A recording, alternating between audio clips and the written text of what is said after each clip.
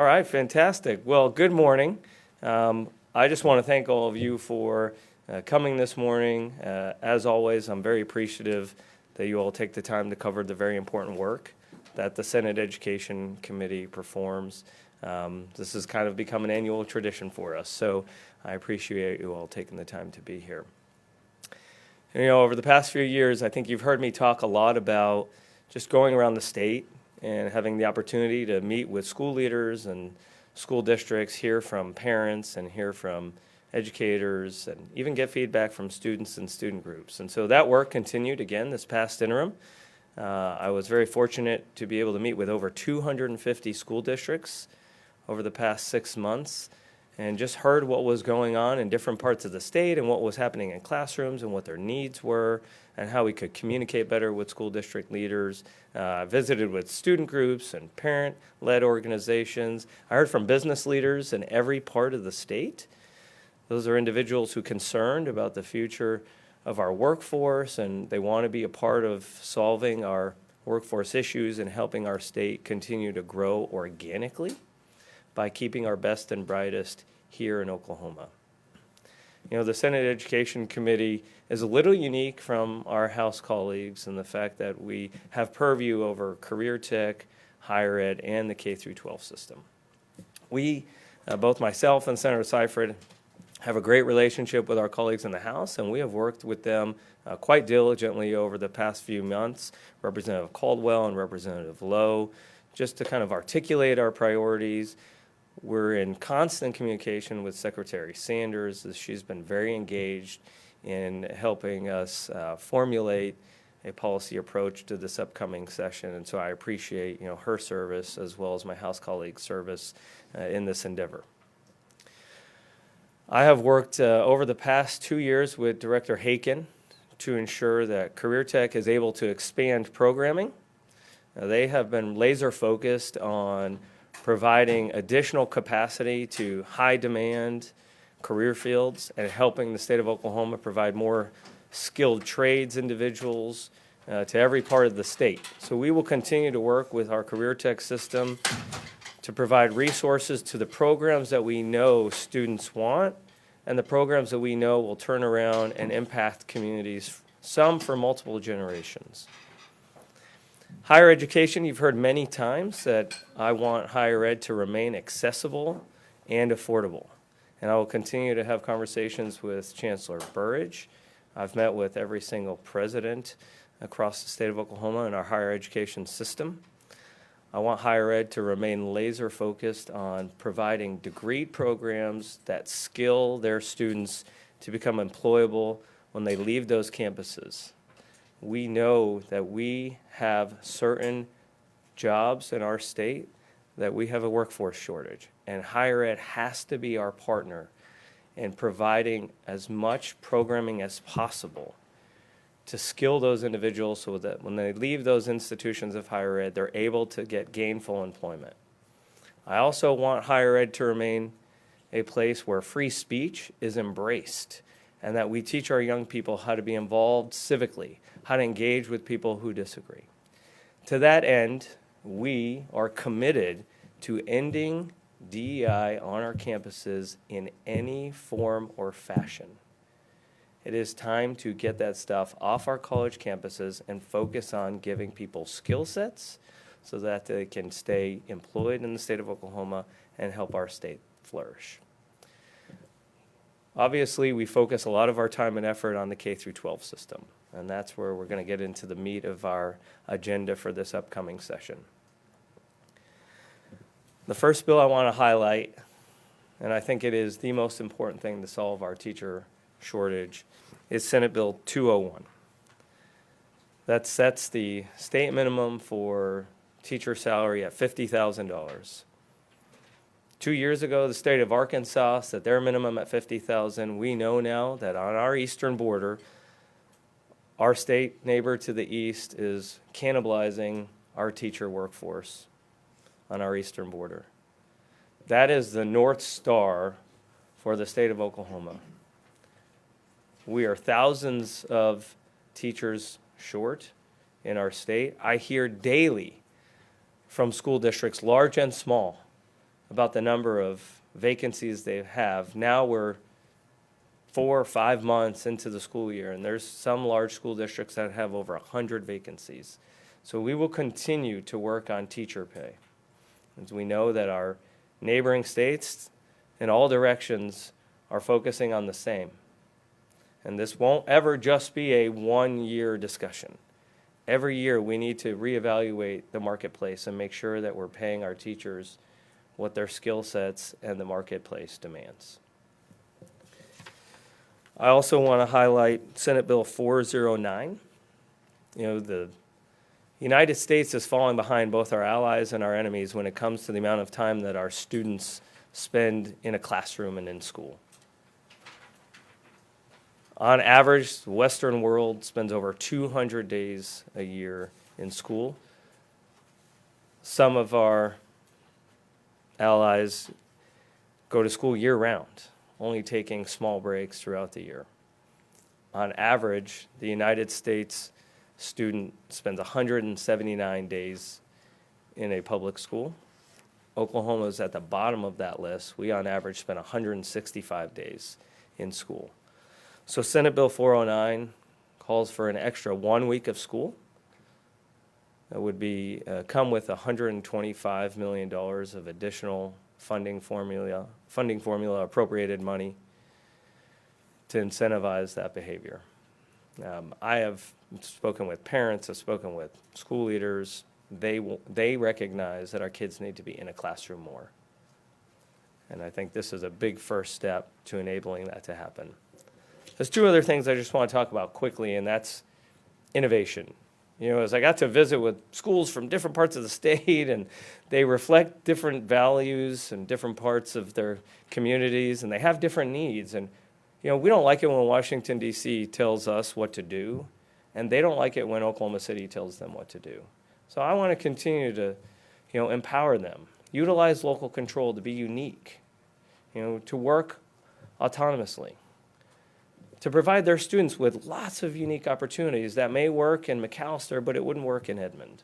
And I want to incentivize that behavior with 2 things. The first off is an innovation grant, where if you're a school district and you want to pilot a program, maybe for 2 years or maybe for 3 years, and it's not something you are necessarily have the dollars to invest in right away, the state will partner with you, and we will allow you to apply for a grant to the State Department of Education.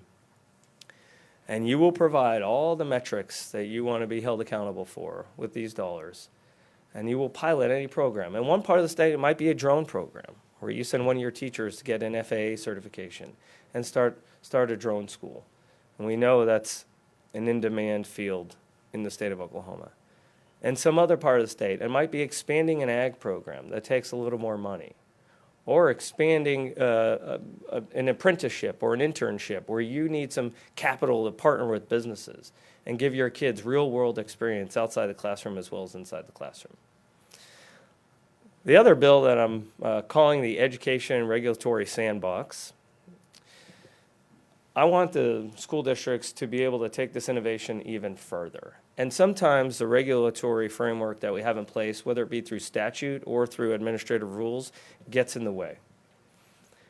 This bill, and that's Senate Bill 555, would allow school districts to enter into individual negotiations with the State Department of Education seeking relief from some particular regulatory burden.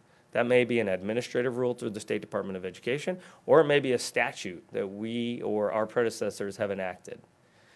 And a school district would negotiate away that burden in exchange for something, in exchange for some metric.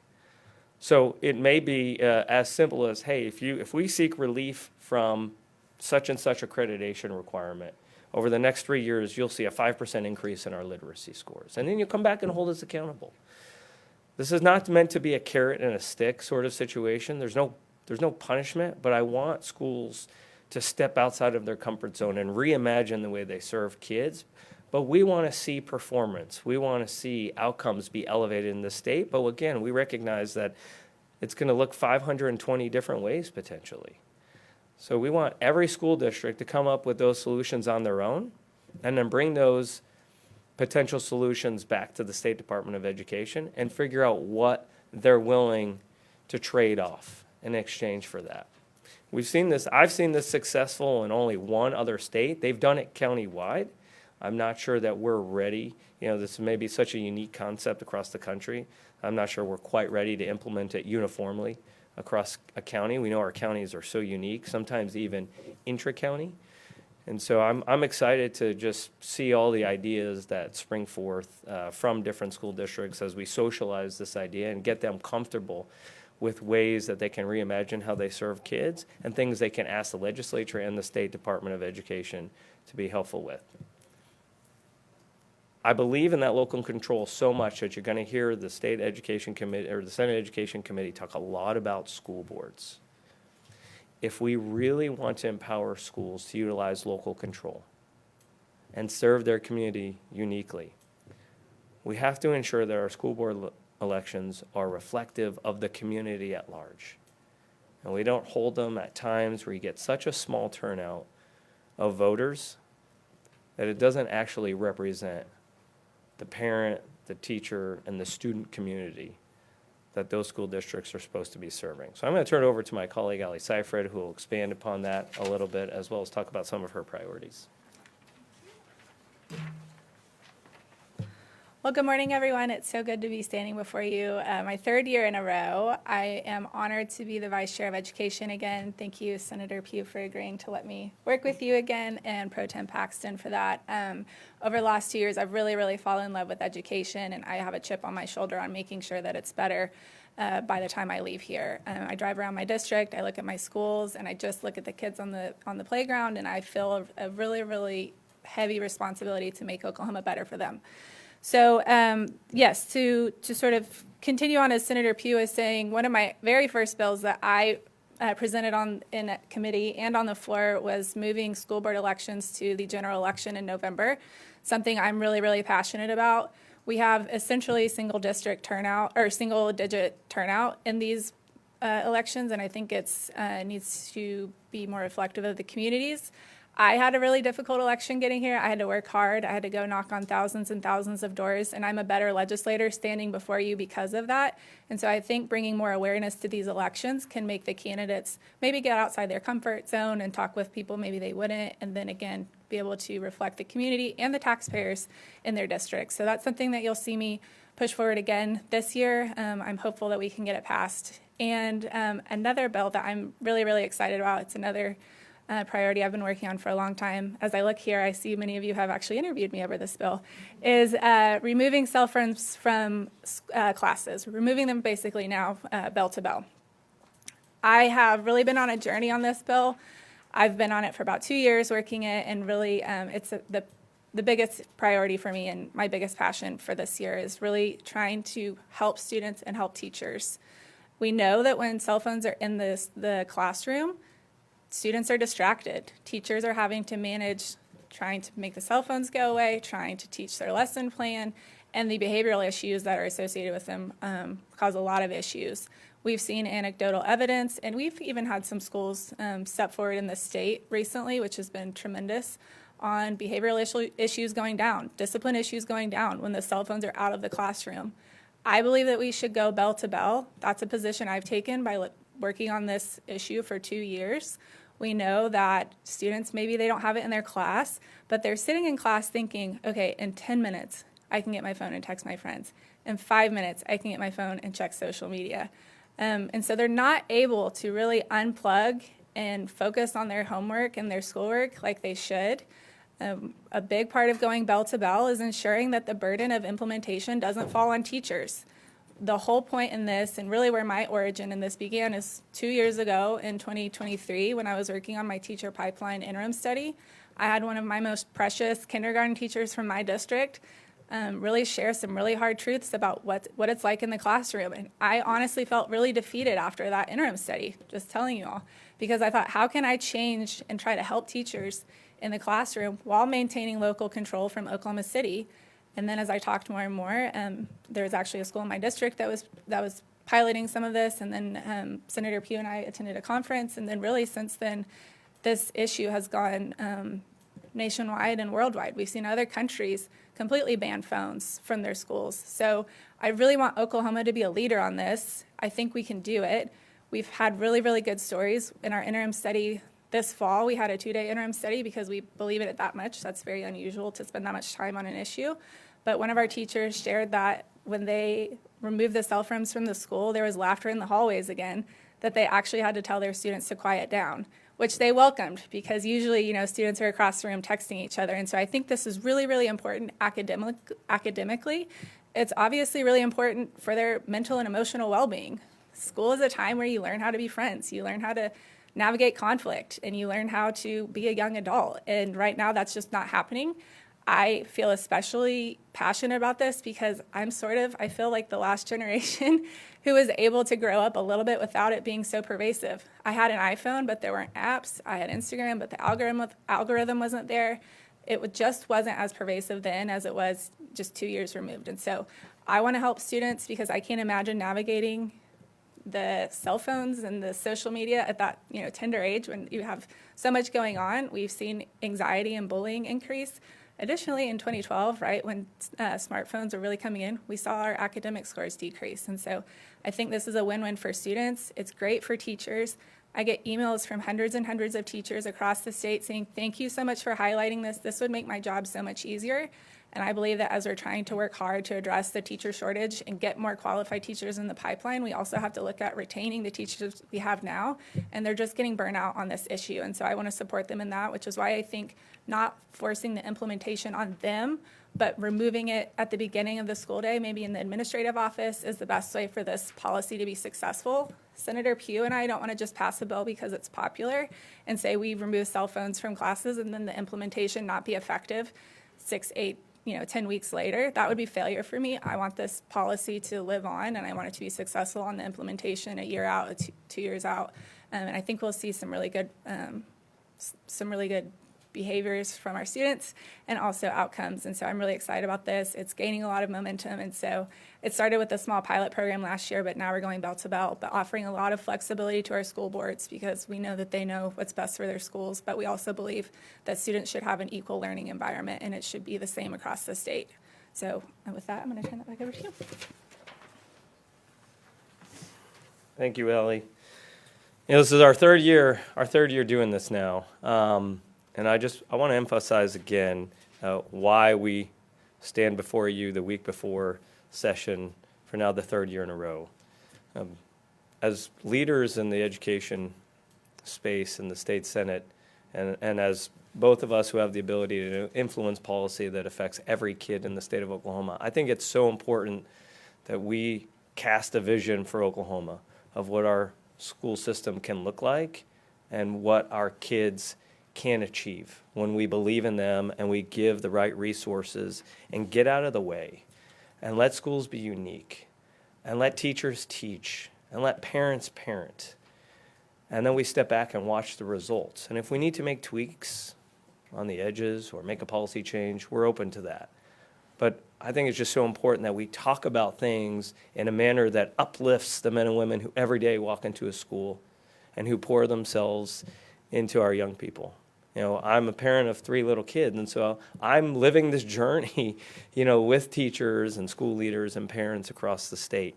And so I've asked every school district, tell us how we can get out of your way. What are things we can take away from your teachers, where they get to walk into a classroom and just focus on a kid's learning, where they get to use their professionalism, they get to use their experience and what they've learned and their backgrounds and their heart for kids, and just educate our young people. To that end, I want to unveil to you today something the Senate Education Committee is going to be taking up this year. Every week in Senate Education Committee, we're going to highlight a school. Specifically, we're going to highlight students and teachers who are doing things across our state that are amazing, but we never hear those stories. We have a great privilege to welcome state championship teams from every corner of the state, whether it be football or basketball, cheerleading, swimming, you name the sport. We welcome those kids to our capital sometimes daily. But there are kids that their stories never get told, and they're succeeding in such wonderful ways. And we don't do a great job of talking about those kids. There are teachers who win national awards in science or history or councils that they serve on, and we never get to recognize those teachers. And so this year, we're going to undertake that initiative where we're going to ask school districts, big and small, from every senator's part of the state to come to the Senate Education Committee just so we can say thank you and recognize those kids who may not otherwise ever be invited to the Capitol, might not ever host a trophy over their head or ever be able to cut down nets on a basketball court. But we're going to highlight academic success. And we want to elevate that conversation and just encourage, we want to encourage young people to enter this profession. I can't think of a more noble profession than the ability to influence thousands of kids over a lifetime and turn a family tree around the way my family tree was turned around because of teachers that believed in me when I was young.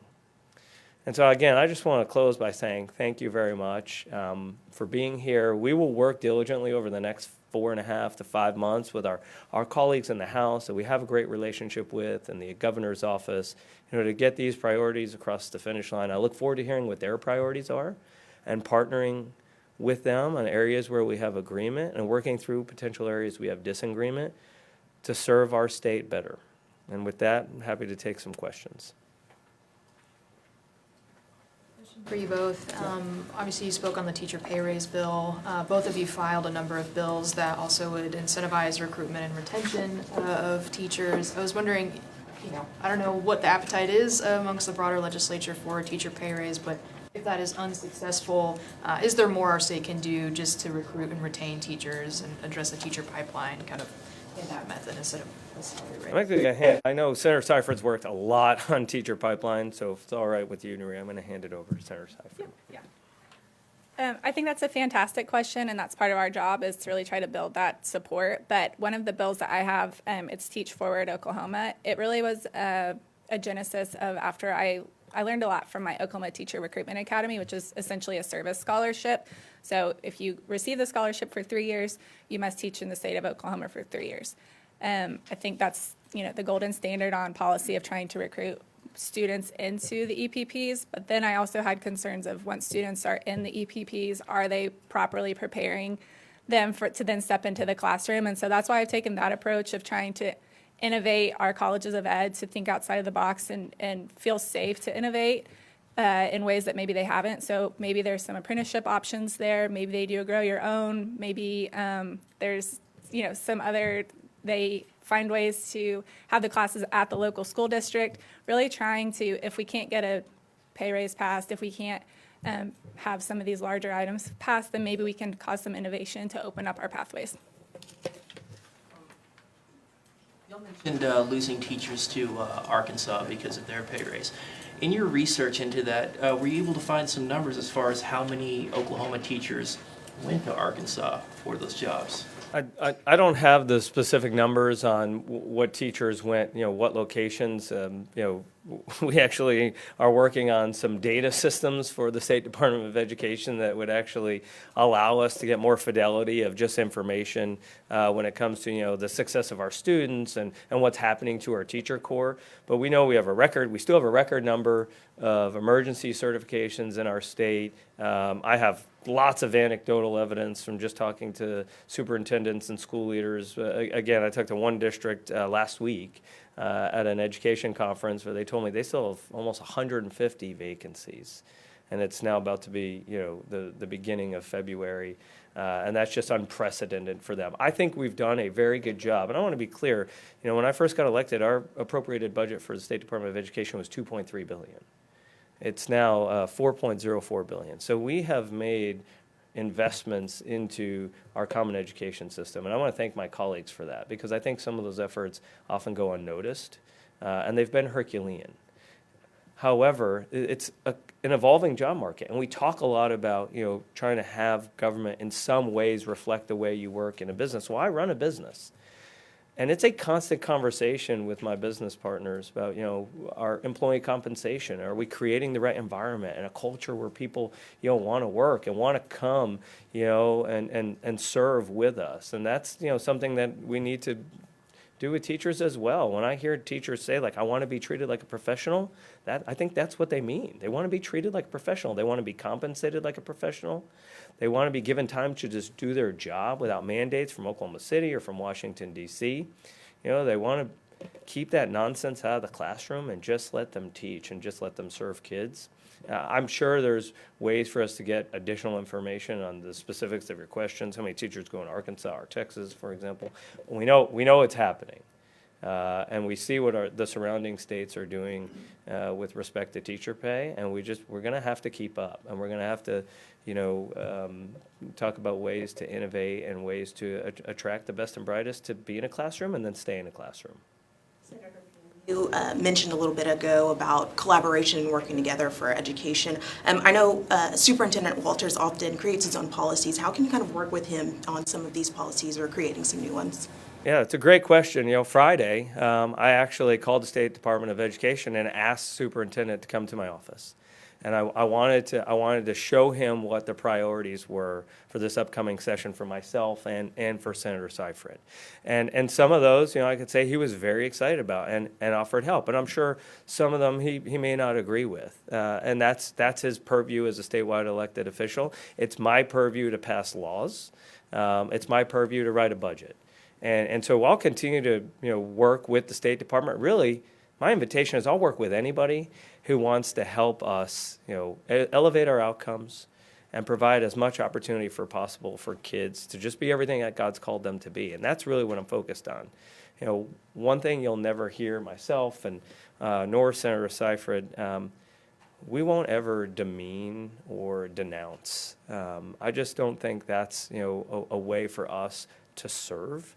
And for me personally, as a person of faith, I want to be very careful that the words I use are reflective of, who God says I am and what God's done in me. And I believe in that sincerely. I know that my time in this building is finite. I can only serve in this capacity for 12 years, and I'll step back into my community at some point. And I need to be held accountable for the things I said and the things I've done. And that's way more important than any particular vote or any particular bill that I'll be able to champion. So. Does that bother you when Superintendent Walters maybe uses language or makes tweets or videos that people consider demeaning? Do you find those demeaning sometimes? Yeah, I think sometimes the words that people use in this building, we need to be very careful. However, I also know I serve with 148 individuals that represent different parts of the state and care about different things than I do. And there's also a slew of statewide elected officials, and they all need to be held responsible individually for the things they do and the way they say things. And all I can ever ask is that people hold me responsibly individually. But it'd be really hard for us as senators or representatives to walk in this building and always have to take and shoulder the responsibility of what everybody else is doing. I just know when I walk back into my community, Trey, that I've got to be able to answer for the things I do. And then every individual here will have to do the same for their community or the district that they represent. This is probably a Senator Seifried question on cell phones. I know there was momentum last year. It really seems that everything is lining up this year. I know Don't jinx it. you have your bill. Representative Caldwell, who's a person of some influence on the other side, has a bill. The governor has executive order. How soon do you think you can get this through? So I had a meeting with Representative Caldwell Thursday. So we're in the works on that. We're excited. I think we could, it depends on when the chairman schedules a hearing, maybe, I guess. But I do think there is a lot of alignment. There's a lot of momentum. Again, it's very encouraging because I've been here when it was just the little tiny pilot program for 15 schools that I thought would take 2 years to get people on board with, but so much has happened in 2024, and so it's really encouraging and exciting just because, even since I officially filed the pilot program, another year of students have gone by and they've had the cell phones in their classrooms, and who knows, what other behavioral issues have happened or bullying or whatever has, occurred in the last year. So I just feel a real sense of urgency for that for our students. So I think you'll see us try to move quickly on this. I think go ahead and follow up on what Mario was mentioning. Obviously, teacher salary is a big aspect in addressing the teacher shortage, but also educators have also expressed that working conditions, resources, funding have also been issues that they would like to be addressed when contributing to the teacher shortage. What would you say to those teachers who are concerned about things outside of salary, and are there or were there any ideas the committee was considering when it came to resources, funding, and those other aspects? I can just, we can both probably take it. From my perspective, I think salaries is the thing that we can probably tackle the most comprehensively from the state level. If you're talking about resources, maybe that's a little bit more of a local issue. So I don't have any bills on that. He might have some ideas, but that's why I've focused sort of, my efforts are things we can accomplish globally as our state and some good policies there. You know, when I hear from teachers, one of the things that I hear from a lot is, you know, your leadership matters. And we don't talk enough about, you know, principals and site leaders and the culture that they create inside a particular school site or in a building. Now, those are hard things for us to legislate, but that's why I've asked schools, what are things we can do to help teachers by just getting out of their way? Or what are things we can do by removing burdens on teachers so that when they show up ready to teach second graders how to read, that's all they're focused on. They don't have to worry about all the other stuff that the state's piling on or all these federal mandates, you know, that come down from a heavy-handed Department of Education. So we'll continue to ask those questions and continue to solicit that feedback. And where there's places where we can help remove things or repeal things, you know, the majority of my colleagues, that's their favorite thing to do is get something out of statute and not necessarily put something in statute. And so we want that feedback. We want to hear that. We know at the heart of this, families matter. And what happens inside a home and what's happening in our families across the state dramatically affects how prepared a kid is to show up in a classroom and be ready to learn. And that's a really hard issue for us to tackle. But I'll continue to work on policies that support families. You know, people have asked me, what's my favorite piece of legislation I've passed in this building? That's easy. It's maternity leave. I can't think of something that supports families more than allowing a mom to step away and have some time with her baby and not have to make the tough choice between her career or her child. And then when appropriate for her, physically, emotionally, spiritually, to walk back into a classroom so we get all her expertise and her professionalism back in front of as many kids as possible. So there are lots of things we'll do that are layered on top of just education policy, whether it be things coming out of Health and Human Services or inside, you know, the Department of Public Safety. And our purview is to work on, you know, Title 70 specifically, and that's why I think teacher pay is our North Star for recruiting and keeping our best and brightest in our classrooms. Rhetoric I asked you about from Superintendent Walters, calling teachers' unions terrorist organizations, and, you know, that sort of charged rhetoric, does that exacerbate the teacher shortage? Does that make it more difficult to recruit and retain people? I think that question's best asked of teachers. For me, as not an educator, I think that's actually a much better question to ask them. You know, I've advocated many times for a survey, and we haven't been able to get it through the process yet. When teachers leave a school district or leave the classroom, let's ask them why. Right? That's something I do in my business every single day. Now I'm fortunate; I actually haven't had to. In my 4 years, we haven't had an employee leave. However, I think we should be asking those who walk away from this profession or leave a school district why. You know, was it you had another opportunity? You felt a different calling? Was it pay? Was it the environment around education in general? So I don't have a good answer for you, and I think it'd be nothing but speculative for me at this point. And again, I'll just go back to you. I want you to pay attention just to the words that I use and the words that Senator Seifried used, whether it be in committee or just in conversations like this. And that's all we can really focus on. But I think my question is, and whether you've heard it from teachers or not, either of you, Mr. Chairman or Mr. Vice Chairman, but you know, if we go ask teachers at Edmond Public Schools, for example, if they go on the record with us, they're probably violating their HR rules, right? And if they say something critical that Superintendent Walters is crude and rude and all whatever they would say about him that might be critical. I think there's evidence that might trigger an investigation into their teacher certificate, right? I mean, we've seen that sort of retaliatory behavior from him and the department under his leadership. So, as the elected senators who represent your districts, like that, I think that's why I'm asking you, is what your thoughts are. Is that helpful? Is it harmful? What effect does that have or not? I think when we get that type of feedback, we should take them at their word.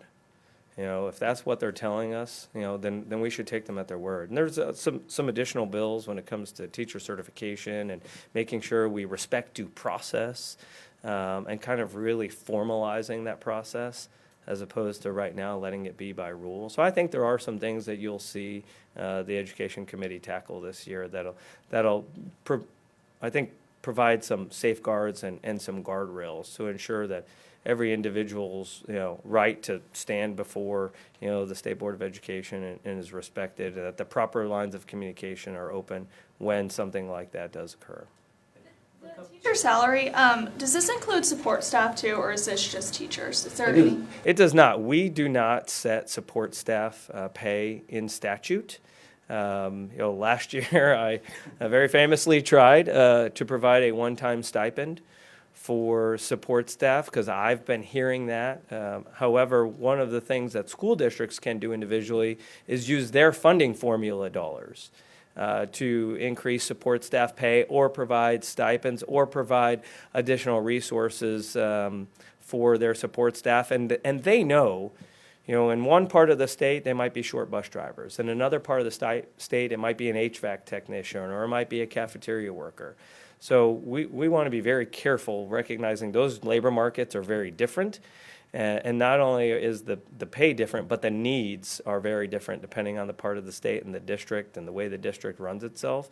You know, a lot of districts contract outside, actually, companies and vendors instead of bringing those people onto staff full-time. So they can use some of that through funding formula dollars to address some of those needs. But we will keep talking about that. Workforce questions, one for K through 12, the other for higher ed. Last year was the Graduation Act of 2024. There was a major bill for career readiness education. Can you elaborate on any specific plans you have for this year for continuing on that effort and building on expanding career readiness in classrooms? You know, the Senate was so serious about this, we actually formed our own committee.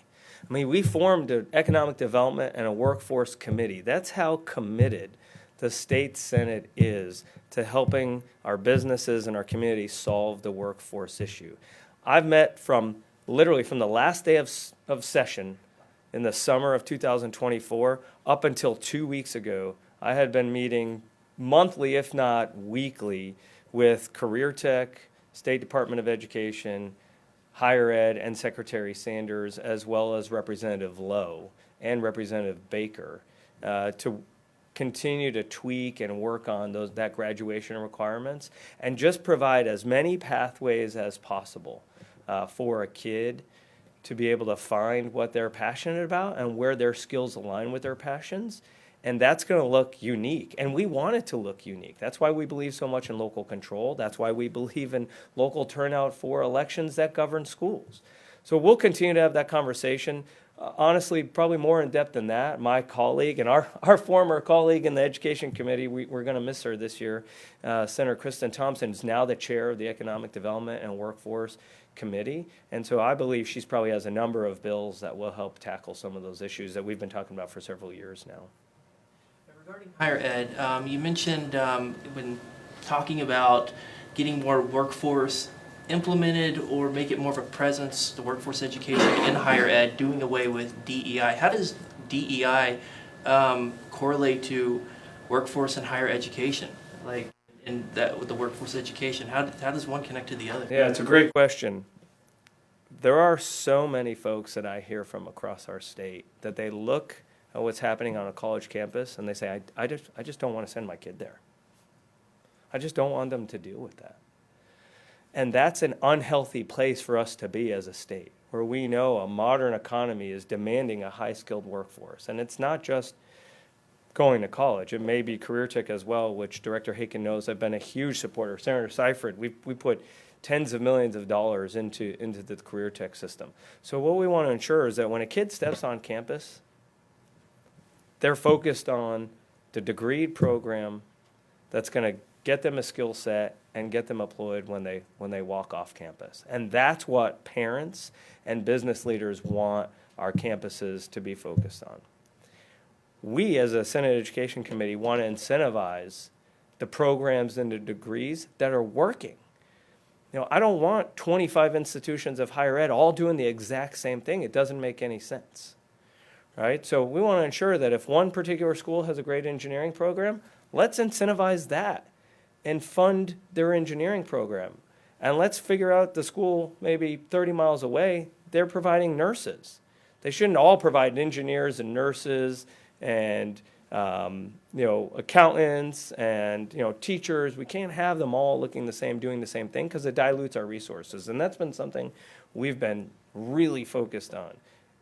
That takes some changes to the funding formula that the regions have been talking about over the past year, and I believe that's a priority of theirs, but I'll let them kind of go more in depth because it's complicated, but I know this, having spoken with many regions, it's antiquated.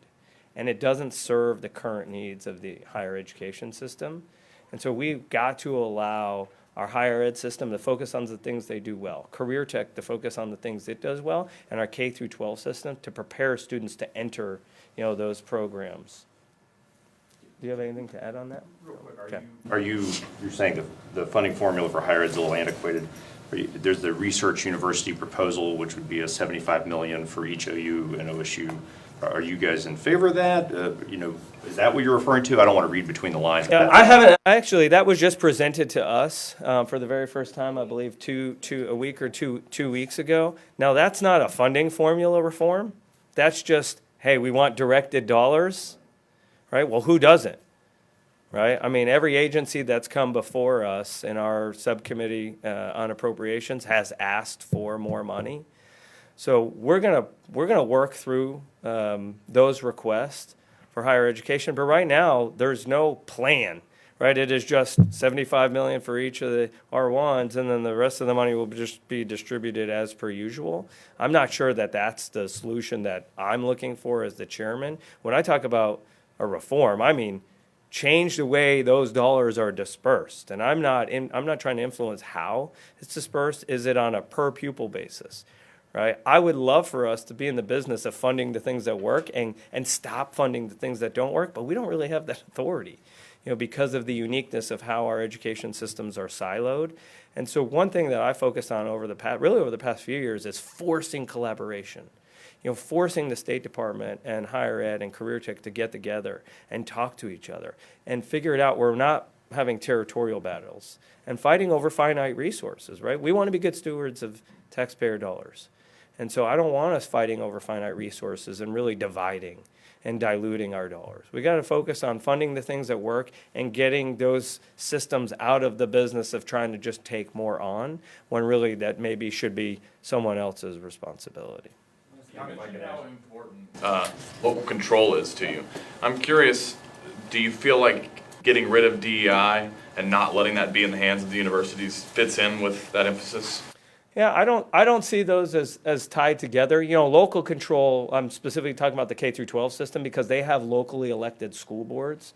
We don't have that process in the state of Oklahoma for our higher education system. What I don't want is I don't want students showing up on campus and then being told, you're actually all not equal. I want you to look at a crowd and be able to point out the differences and then treat people differently because of it. That's actually counter to everything I believe.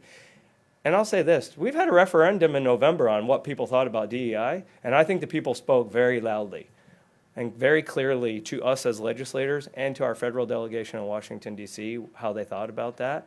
And we want to make sure that we reflect the priorities of the voters we represent. Time for a couple more. There was a bill famously last year that you had that would have taken accreditation away from OSTE, Yep.